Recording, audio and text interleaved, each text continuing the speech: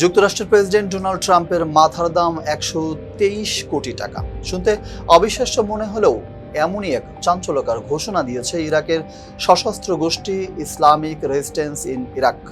মূলত ২০২০ সালে ইরানের জ্যেষ্ঠ সামরিক কমান্ডার জেনারেল কাসেম সোলাইমানি ও ইরাকের মিলিশিয়া নেতা আবু মাহাদি আল মোহান্দিসকে হত্যা করা হয়।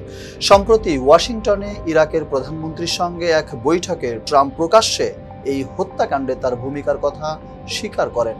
ট্রাম্পের এমন মন্তব্যের কড়া প্রতিক্রিয়া জানিয়েছে ইরাকের ইরানপন্থী সশস্ত্র গোষ্ঠী Islamic resistance in Iraq.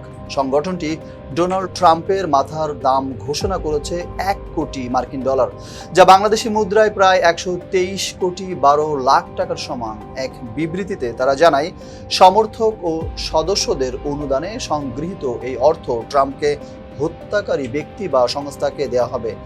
গোষ্ঠীটি Soleimani হত্যার প্রতিশোধ নেওয়াকে বাধ্যতামূলক অঙ্গীকার হিসেবে উল্লেখ করে অপরাধীদের কোনো নিরাপদ আশ্রয় নেই বলে হুঁশিয়ারি দিয়েছে।